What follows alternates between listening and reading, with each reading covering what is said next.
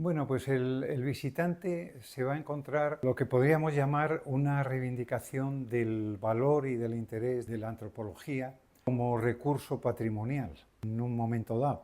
Es decir, que los trabajos que hicieron unos antropólogos desde los años 60, incluso alguno de ellos antes, que está nombrado, pero del que no figuran fotografías visibles en la exposición, sí información sobre el libro que publica en el año 61. Los demás son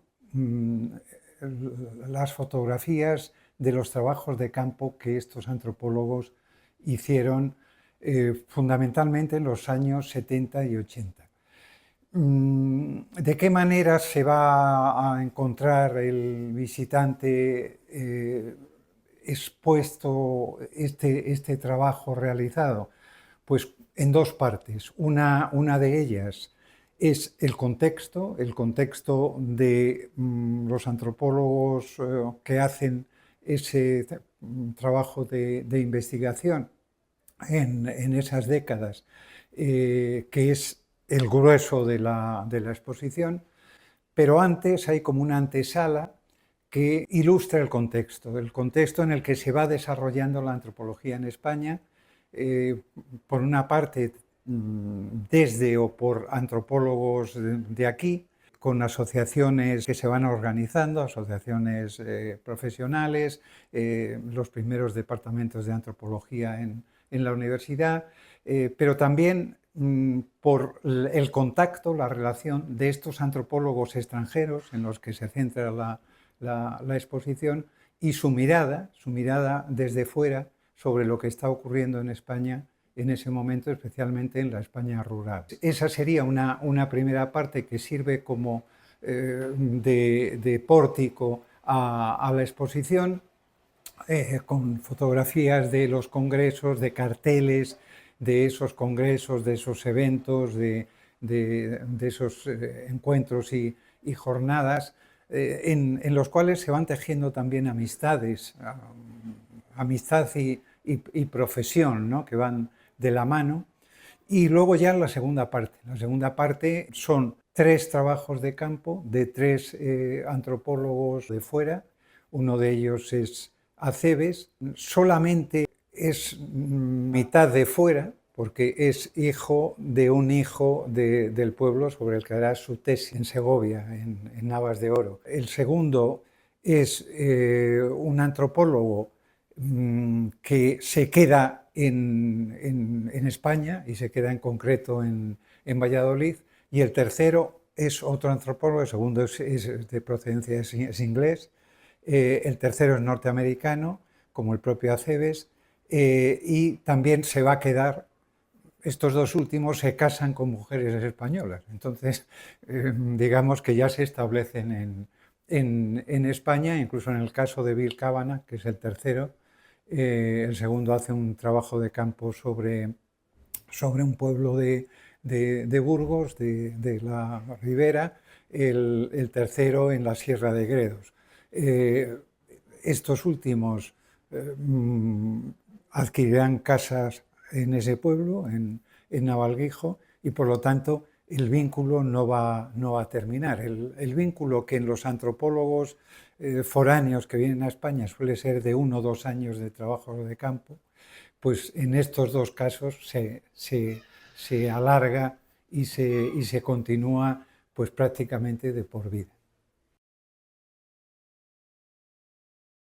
Miradas de fuera adentro, porque es una mirada en principio de foráneos, de antropólogos, de profesionales de la antropología, que vienen a hacer sus tesis a España, lo cual era bastante novedoso en ese momento, que se fueran eligiendo países que eran ya Europa, ¿no?, como objeto del trabajo de campo. Eligen esos lugares y es una mirada literalmente de fuera, es una mirada del extraño, es una mirada extrañada, ¿no? Pero al mismo tiempo, como acabo de explicar, esa mirada extrañada se vuelve una mirada cada vez más de aquí, y eso les hace también muy interesantes, ¿no? Porque es el juego de fuera adentro. Y yo he hablado en la información que se da, el folleto de la exposición de ello, de que se puede entender literal y metafóricamente ese título. Metafóricamente, ¿por qué? Porque va más allá de esta literalidad, en el sentido de que la antropología busca ir adentro, ¿eh? A diferencia de otros trabajos que se hacen en el medio rural en aquellos años y que podrían considerarse en el ámbito del folclorismo, de los folclorismos o del propio folclore bien hecho, que trabaja con encuestas folclóricas y sobre materiales generalmente un tanto despersonalizados. Aquí la mirada del antropólogo va a las personas, va al grupo, va al pueblo que acaban considerando su pueblo, y de ahí que ese de fuera a adentro tome una dimensión más profunda, que es la de ir de lo típico a los adentros, a lo profundo, a la realidad que hay en el mundo y en la vida de esas gentes. Bueno, la respuesta probablemente poco conocida para el que no está o conoce algo del ámbito y de la historia de la antropología, es muy sencilla. Es el momento en que la antropología deja de centrarse, la antropología de campo, sobre todo. Ahora explicaré que la antropología en su conjunto ya había recorrido estos caminos, pero de otra manera. Pero la antropología sobre el campo, sobre el terreno, sobre grupos concretos, sobre comunidades, se había venido haciendo sobre un otro que era un otro exótico en el territorio, podremos decir, y también en la cultura. Entonces hay un giro en torno a los años 50 en el que determinados antropólogos y antropólogos tanto de la que podríamos llamar escuela británica como también norteamericana, estadounidense, empiezan a mandar a sus discípulos para que hagan sus tesis en el ámbito mediterráneo. En ese contexto que se denominará como antropología del Mediterráneo. El primero que hace esto es Julian P. Rivers en Grazalema, pero poco después, todavía en los 50, va a venir ya Kenny y va a trabajar sobre un pueblo de Soria, va a trabajar sobre Vinuesa, va a publicar el libro en el 61 y por eso en la exposición se considera ese punto de partida, aunque no haya una documentación directa de Kenny más allá de la portada de su libro y de algunas referencias que se hacen en los paneles explicativos, ¿no? Después vendrán, todavía en los 60, Acebes, al que ya me he referido, al pueblo de Navas de Oro en Segovia, y irán llegando Anthony Arnold y William Cavanagh después a los respectivos pueblos de Burgos y de Ávila, ¿no? ¿Qué tiene que ver esto o qué interés? Pues desde el punto de vista del propio Consejo en relación con lo que es su plan trienal, ¿no? En el que se enmarca esta exposición. Pues en algo que nos parece muy importante, que es visibilizar los campus de la universidad. Y vemos que por una parte el trabajo de Kenny se hizo en un pueblo de Soria, y hay un campus en Soria. Por otra parte, el de Acebes se hace en Segovia, y hay un campus en Segovia. Y Cavanagh ha donado su magnífica biblioteca, sobre todo de de Antropología Peninsular al campus y al grado de Antropología que hay en Palencia, ¿no? Cosa que se hizo ya hace unos años. Una de las preocupaciones del Consejo es mostrar la cohesión que la universidad proporciona desde sus campus a la propia comunidad autónoma, que es la única universidad que tiene esos campus y que puede hacerlo, con lo cual parecía interesante que este proyecto, cuya idea es que circule luego la exposición por los campus, pues pueda visibilizar esta fortaleza de la universidad. Y lo va a hacer desde la exposición, pero lo va a hacer también desde un libro que publica la UBA y que es un libro con el mismo título y una serie de trabajos sobre estos antropólogos, bueno, antropólogos además ya fallecidos, antropólogos y miembros de la Asociación de Antropología de Castilla y León, de manera que con la asociación se hace esta publicación que acompaña no tanto como un catálogo, sino como un extra que puede servir de catálogo a la propia exposición. Mi agradecimiento además al museo, porque no solamente se inaugura, sino que incluso han colaborado en el diseño que se ha hecho del folleto, del cartel.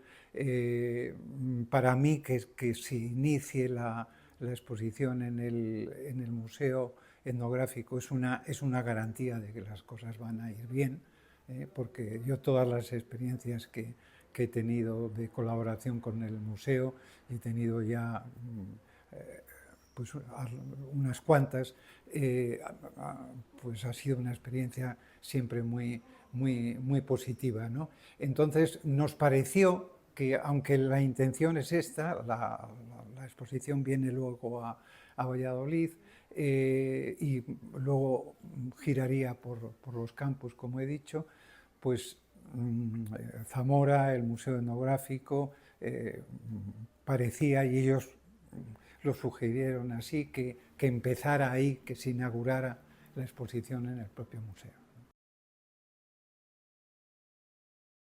A ver, estos trabajos antropológicos tienen, yo creo que un gran interés. Empezaba diciendo que la exposición es también una reivindicación de la antropología, que ha parecido estar ausente de esta comunidad en concreto, de esta comunidad autónoma, demasiados años, ¿no? Y tiene ese interés porque lo que fue trabajo etnográfico, estamos hablando de tres tesis, de tres tesis en las que tres investigadores intentan avanzar en su carrera profesional. Pero hacen una documentación etnográfica que les sirve para sus interpretaciones antropológicas.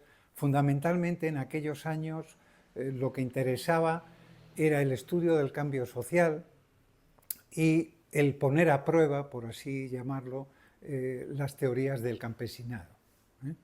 Ya he dicho antes que se vuelve a mirar al Mediterráneo, cosa que, esto lo han explicado algunos antropólogos como Julian Pirrides muy bien, no era nuevo, porque los primeros antropólogos, pensemos en Fraser, habían estudiado también pues la antigüedad clásica, venían de hecho algunos de ellos de estudios clásicos, y entonces volver al Mediterráneo era un poco volver a la casa de origen de la propia antropología como disciplina y en su historia disciplinar, ¿no? Bueno, pues, ¿qué es lo que interesa de estos trabajos, de estas investigaciones? Que fueron trabajo etnográfico sobre el terreno, pero rápidamente se convirtieron en historia. Historia que no se hacía en ese momento, ¿eh? Los historiadores estaban en otra, vamos a decir, y no se hacía una historia menos sobre lo que ocurría en el medio rural y en esos años críticos de lo que se llamó la transición después, del paso de la dictadura a la democracia. Pues lo retrataron como era. La pregunta es interesante en muchos aspectos, y voy a destacar sobre todo dos. Primero, que como tienen esa mirada no tocada por la herida de la guerra, pueden mirar pues como los extraños que son.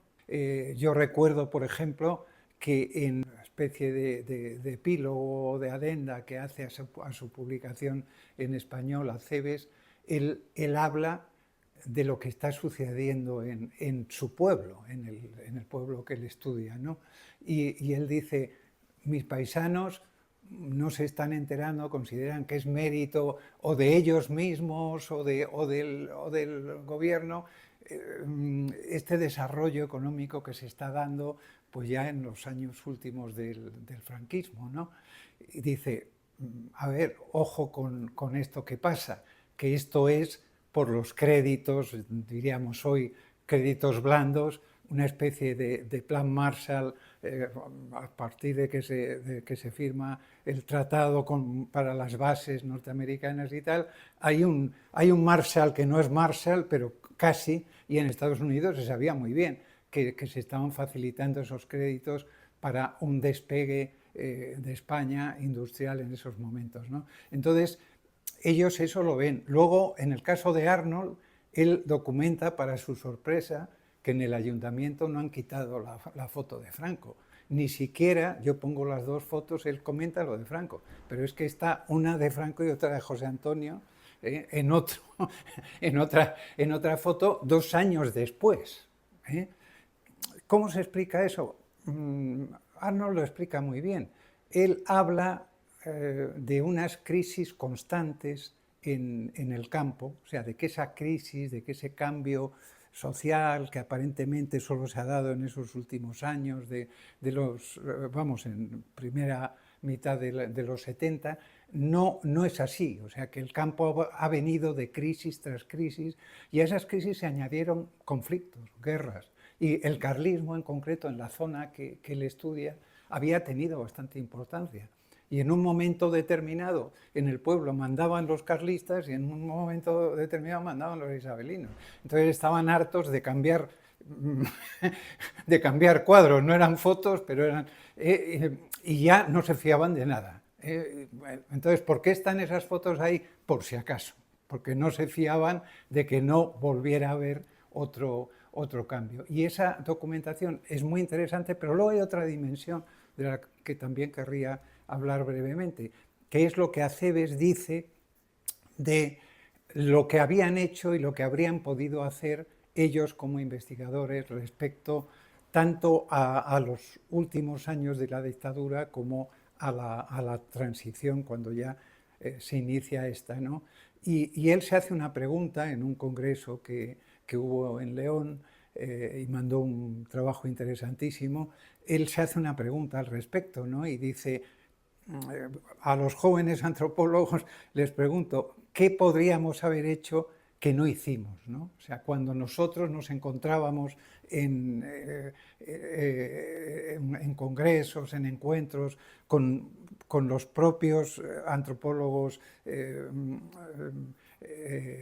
anglosajones que trabajaban sobre España, pero también con antropólogos españoles que iban trabajando sobre el terreno, ¿qué podríamos haber hecho? ¿Cómo nos podríamos haber comprometido? Porque procurábamos, yo lo traduzco así, pasar de puntillas sobre el tema de la guerra civil, de la dictadura, etc. Él da un motivo para su silencio, que no es tanto como estoy diciendo. Él tenía familia en el pueblo, y entonces tampoco quería comprometer. Él había salido, su padre, de allí, y los otros, pues para poder seguir trabajando cómodamente en España. Sabían que iban a fiscalizar sus libros, aunque no se publicaran en español. Tardaron, de hecho, en publicarse en español. El de Acebes menos, lo publicó Seix Barral, pero los otros tardaron un tiempo en ser publicados. De hecho, se han publicado ya, en concreto el de Anthony Arnold, se ha publicado el año pasado, ya ha fallecido el autor en castellano. Pues yo me quedaría, la verdad es que con muchas, porque la gente se va a reconocer en estas fotografías. Yo quiero poner el énfasis en que quizá van a ver esa España, ese mundo de ayer, se llama una de las partes de la exposición, rememorando el libro de Stefan Zweig. También lo pronuncian Zweig, pero creo que es Zweig. El mundo de ayer, pues rememorando ese mundo de ayer, vemos tareas que han dejado de hacerse, herramientas que han dejado de utilizarse, pero la intención de la exposición es que se vaya más allá de lo típico. Aquí lo que hemos tenido, y es una de las razones por las que estos trabajos, reconocidos internacionalmente algunos de ellos, especialmente el de Acebes, que si uno lee la información sobre lo de Acebes, sobre lo de Kenny muy especialmente, se encuentra con que es un trabajo internacionalmente reconocido y de interés y tal. No se conoce en España, no se ha conocido en España, no se ha conocido en Castilla y León. ¿Por qué? Pues porque ha interesado más quedarse con lo pintoresco, quedarse con lo típico, quedarse con la carcasa de los folclorismos, que ir al conocimiento antropológico de las realidades rurales. Y eso es algo que estamos pagando, ¿no? Verdaderamente pagando, porque debería de ser algo utilizado para el desarrollo del medio rural en Castilla y León. De manera que hay pues una especie de olvido que no es casual, que no es inocente, sobre todos estos trabajos que en un momento determinado documentaron no solo realidades, sino la transformación de determinadas realidades. Y va a encontrar la gente, va a encontrar el visitante un conocimiento, se va a reconocer, muchos se van a reconocer o van a reconocer a sus padres, a veces también literalmente, porque van a estar ahí, y van a estar con sus nombres, que es importante. El folclorismo no quiere personas, quiere objetos. Quiere almacenamientos del campo para la ciudad o para la política que se hace de lo típico. Aquí van a encontrar a las personas con sus nombres haciendo las tareas que hacían. Entonces se van a encontrar todo eso sobre lo que yo haría una gran pregunta. Parece que aquello sobraba. La pregunta no es qué es lo que sobraba, la pregunta es por qué tenía que sobrar. O sea, ¿por qué tiene que sobrar? Cuando luego vemos las consecuencias de que sobre. O sea, se han dejado de hacer tareas que, entre otras cosas, evitaban los incendios, de practicar determinadas prácticas, determinadas costumbres y determinados sistemas de conservación del medio ambiente, como eran las suertes de los pinares, que evitaban lo que luego vemos, el abandono de zonas pues que rápidamente arden. Antes no, antes eran la fábrica de la gente las cuidaba, la gente trabajaba allí, entonces había una función. Todo esto se documenta, todo esto es historia ya, pero es historia vivida, es esa intrahistoria, ¿verdad?, unamuniana, de la que hablaba Unamuno, que documenta la vida de las personas.